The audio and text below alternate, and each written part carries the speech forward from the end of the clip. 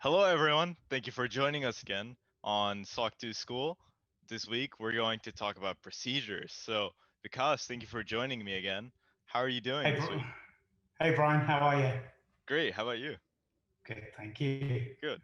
So, Vikas, last week you said that policies are the North Star of the company. How do you enforce that? How do you make sure that people are following what those policies entail? That's a great question, Brian. So most people actually think the policies are a step-by-step instruction of what to do. That's actually a procedure. So the policy is the North Star. It says, for example, all administrative passwords will be changed every 30 days. But it doesn't say to change an administrative password on a particular system, you need to go to this menu item, da da da da. So what the procedure does, the procedure is a documented set of steps to be able to demonstrate that a policy statement is being met. So, how do these procedures come to be? I mean, we know that we use certain standards like OWASP and different industry standards, but Yeah. how do we take those and actually make a procedure? You'd be surprised at how many procedures already exist within even a 5-person or a 10-person firm. So what are the steps that you guys go through when you hire someone? What do you do when you have an employee that you're terminating? What do you do when someone who's external of the company asks for sensitive data? What you need to start thinking about is that most procedures are ad hoc or informal in nature. So I hire someone. That means I got to put a job posting out. That means I got to interview them. That means I got to do reference checks or background checks. I've got to make sure that they meet the cultural fit of the organization. So these are informal processes, informal procedures that are often not documented. So I would work with when as you're working through your SOC 2, start highlighting or documenting what are the various procedures that need to be documented and ask the team, how do we do this today? So for example, how do we make sure that our servers don't have any vulnerabilities? How do we make sure that there aren't any redundant accounts on our critical systems? And what you'll find is that there will be procedures, but they will be informal.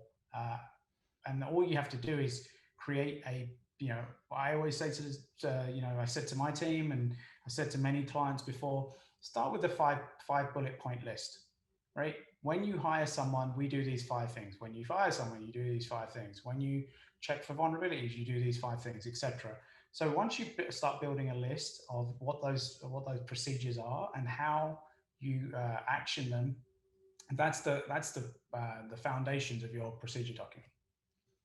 Excellent. So, how are these procedures affected by policies? Are procedures and policies on the same level? Do policies reign over procedures? Or how exactly do I write these procedures so that they align with my business goals? As we discussed, a policy is a high-level statement that doesn't change very often.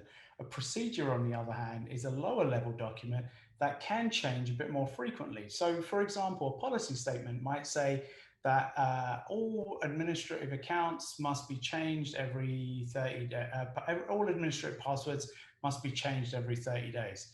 And you might have 3 or 4 different systems that, so for example, you might have Jira or your code repository or your email systems, and each one of those specific systems may have a different way of changing the administrative password.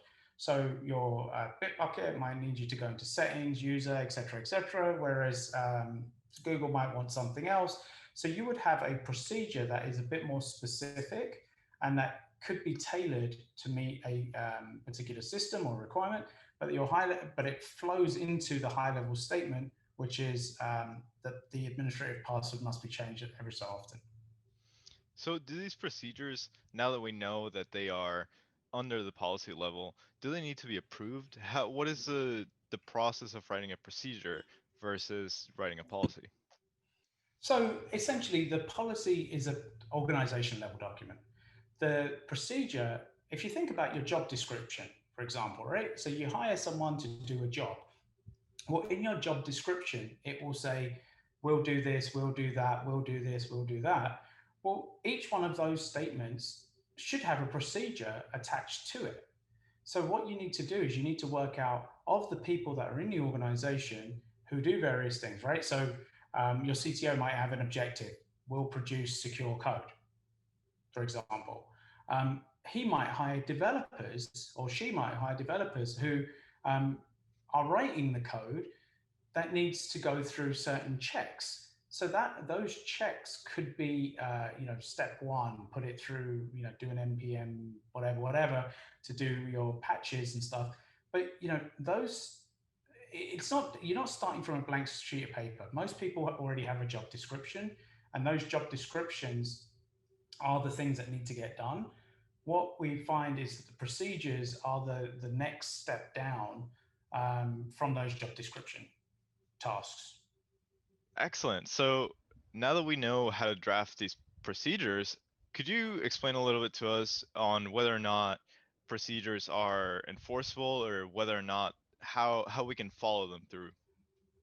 So, are procedures enforceable? Well, actually, the policy is the more enforceable statement.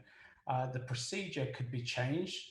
So, let's say, for example, you you hire an employee to check that your core backups are being performed every night. Well, if that employee has been tasked with checking that the backups have been performed, and the procedure is log on to system, check the backup occurred, et cetera, and they're not doing their job and therefore not following the procedure, then really it's enforceable at the job contract level or the task level, which is supported by the policy.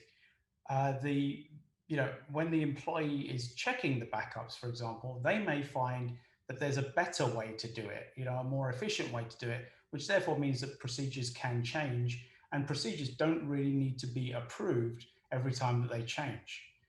So really, the enforceable action is around the job, right? The job role or the tasks, and those job roles and tasks should meet the strategic objectives or business objectives, which is supported by the policy. Great. So yeah, thank you for that information. So as you guys know, just get with these policies, make sure they align with your procedures, make sure that your procedures are looking forward to the policies. So Vikas, thank you so much for your time again this week, and hope you Awesome. guys enjoy this episode. Please leave your comments down below. We love to hear back from you guys. So leave us a comment, even if it's just saying hello. Leave a Or a thumbs like. up. Yep. Subscribe wherever the little icon is. Turn on those notifications so you know when we put up another episode. And thank you guys for joining us again this week.